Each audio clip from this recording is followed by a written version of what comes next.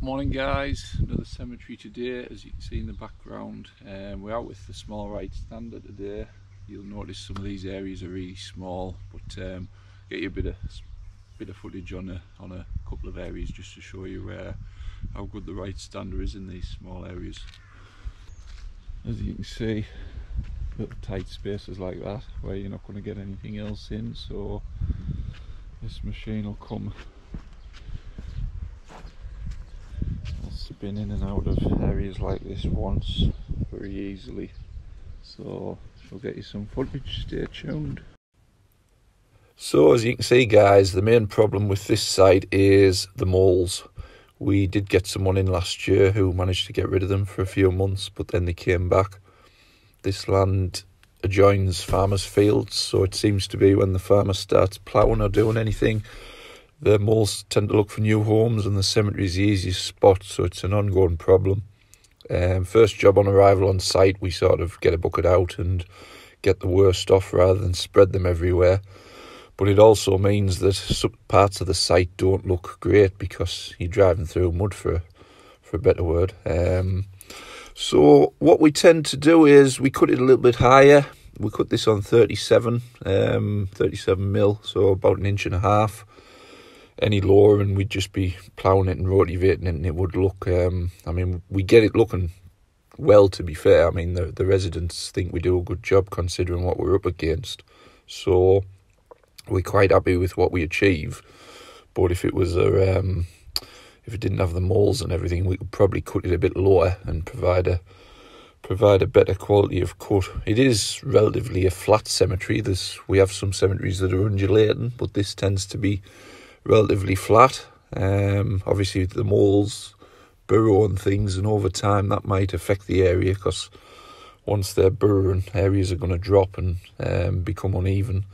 So, but that's obviously up to the council to get rid of. We just come, we pick the mole hills up and we just get on with the job in hand. So this, as you've seen in previous videos, is one of 22 cemeteries we do in County Durham and the surrounding areas. Some cemeteries take an hour, smaller ones, other ones. We've got a couple that we're in all day. They're really large cemeteries, and we use a variety of machines depending on how level the ground is and depending on how close the headstones are at certain areas. And then obviously you have big areas that haven't been used yet for burials, so we'll tend to put a triple on some areas like that where we can plough over it quite quick. The benefits of the right stander, or any stander machine, to be honest, in a cemetery over a zero turn, is on a zero turn you sat lower down, so you can't actually see the front. With these, you can get right tight up to the front of the grave, because your angle from your eyesight's loads better. You're looking down on it, so you do cut down on the strimming, and the same in the tight areas. You can get in some tighter areas where, if you're on a zero turn, because your angle isn't as good with your eyes, then you tend not to go in as close. So this is, as I said, the 36-inch. We've got a 48-inch stander for us on demo at the moment, which we find really good. I will try and get some videos before the year's out. It has just been a manic few weeks for us. So, but I think we're gonna be purchasing the Furus as well, hopefully, which will help us out next year. Up in the northeast at the moment, we're just going as you can see with the some areas tend to get wet end of September, October, so some areas won't get another cut. But a lot of areas now, we will be on our last cuts, and we tend to sort of finish mid-October unless the rain does start to come heavily. It did last year. We finished early October last year. Obviously with our domestic clients and things, we tend to cut a bit further, but the commercial stuff tends to stop. You don't want to start making a mess with the larger machines, so we try to keep the triple out as long as possible to get stuff down and keep it down. If you can get a cut end of September, early October, that tends to keep the grass short for over the winter, as well as the cold weather knocking it back. So, but like I say, this area here will get a last cut early October, and it's the same again. It will keep it short for the winter. That is the plan. So, anybody thinking of investing in the standard machines. We've got them both on mulch. We tried the rear discharge, side discharge. The downside of side discharge in cemeteries is you're going to splatter the paths and the headstones, and if it's slightly wet it doesn't come off the headstones. Rear discharge, it's okay if you're cutting really long grass, but then it leaves the mess behind, whereas the mulch, if you're cutting regular, it'll mulch it up and it'll leave it like this where there's no grass on the surface afterwards, or very little, and it'll provide a tidy finish. So that's the reason why we go to the mulch machines. Yes, in the wet you have to stop now and again because the mulchers don't kick it out. It tends to sit in the pan and you can hear it going round and round, so you tend to pull to a place under a hedge or something, lift the deck up, knock the blades off, it'll knock that bit of grass out, start it up again, and you're away again. It sounds a bit as if you're boxing the grass off, but that's just one thing with the mulchers. When the grass is wet, they don't tend to drop it as good. So, but the cut is second to none, so we're really impressed with them. So I hope this video has helped you guys out. Anybody thinking of buying a stander, for anybody who does tight areas, cemeteries, etc., they are worth investing in.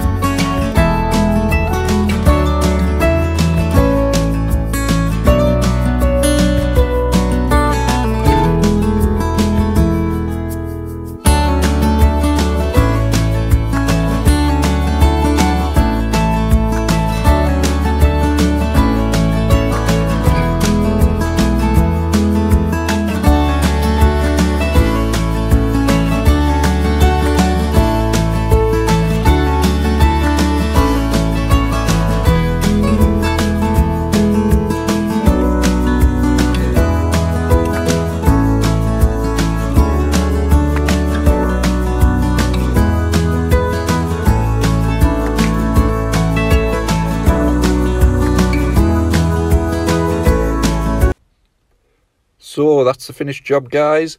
As you can see, it's come up quite well with what we have to work with the moles and the soil. We've still provided a good service and a nice clean cut.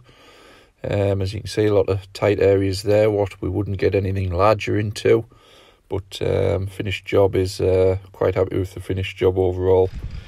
So thanks for watching. If you're not already subscribing, if you could subscribe to the channel and give us a like, that would be great. And we shall catch you on the next one.